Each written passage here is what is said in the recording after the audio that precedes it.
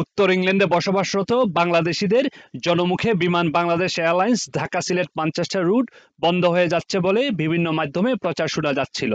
আর এ নিয়ে বিমান বাংলাদেশ এয়ারলাইন্সের মহাব্যবস্থাপক বুশরা ইসলামের সাথে ফোন আলাপে তিনি বলেন, বিমান বন্ধ হচ্ছে না। যে আমাদের যে ঢাকা ম্যানচেস্টার রুটের ফ্লাইটটা, ঢাকা সিলেট ম্যানচেস্টার, এই রুটের ফ্লাইটটা আমাদের হজের আগামী যে 25 সালে যে আমাদের হজ আসতেছে এই পিরিয়ডের জন্য স্থগিত রাখা হয়েছে। 1 মে থেকে 10 জুলাই পর্যন্ত এটা স্থগিত থাকবে। তার পরবর্তীতে 11 জুলাই 2025 থেকে আবার ফ্লাইটটা আগের মতোই সপ্তাহে 2 দিন চালু থাকবে। এবং আমাদের সম্মানিত যাত্রীগণ যারা 11 জুলাই অথবা 11 জুলাই থেকে মানে তার পরের সময়ে যদি টিকিট কাটতে চান তারা আমাদের ওয়েবসাইট আর যেখানে এজেন্ট এবং যে সমস্ত চ্যানেলে আর কি টিকিট বিক্রি হয় সব চ্যানেলে ওনারা টিকিটটা ক্রয় করতে পারবেন।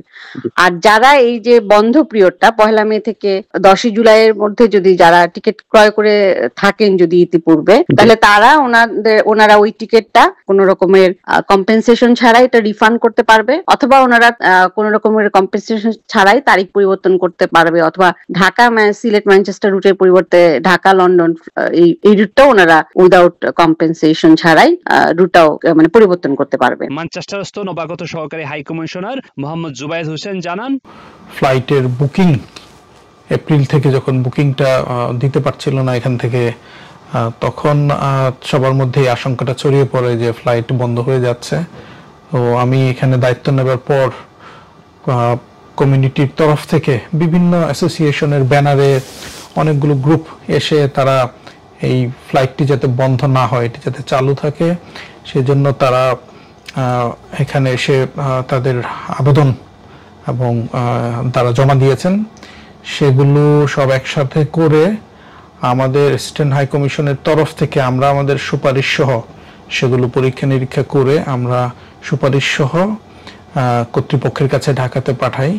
বিমানের ব্যবস্থাপনা পরিচালক মহোদয় সহ অন্যান্যদেরকে কপি দেই।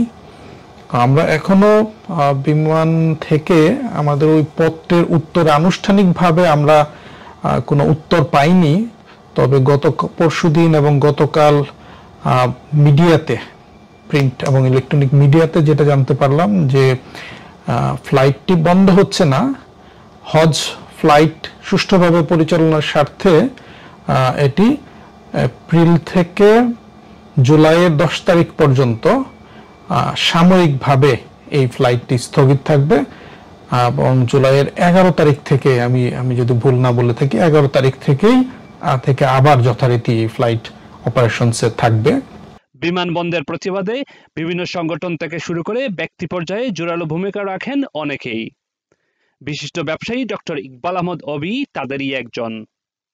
নর্থ ওয়েস্ট অফ ইংল্যান্ডের যে সমস্যা, বর্তমানে বিমান Bangladesh airline Manchester Sylhet direct flight বন্ধ করতে যাচ্ছে, সেটার সংবাদ পেয়ে আমরা সবাই এটা নিয়ে আলোচনা, বিশেষ করে আমি এটার উদ্যোগ নিয়ে চেয়ারম্যান সাহেব, আমাদের চেয়ারম্যান মহোদয় বিমান বাংলাদেশ এয়ারলাইনের আব্দুল মুহিত চৌধুরী, আমার অত্যন্ত ঘনিষ্ঠ এবং অত্যন্ত শ্রদ্ধাভাজন, ওনাকে অনুরোধ করি এবং আমাদের ইউকেপিসিসিআই এর প্রাক্তন প্রেসিডেন্ট, বর্তমান president Fazlur Rashid MB, doctor Molamia MB, আমরা সহ সবাই অনুরোধ। প্রবাসী থেকে মাতৃভূমির জন্য যেমন প্রাণ চঞ্চল করে, ঠিক তেমনি দেশের বিমানে চড়ে জন্মমাটি স্পর্শ করার অনুভূতি অন্যরকম বলে মনে করেন সবাই।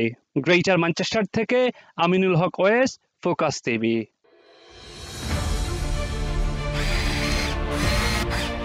আলোতে থাকুন, ফোকাসে থাকুন, হাত রাখুন প্রজন্মের হাতে।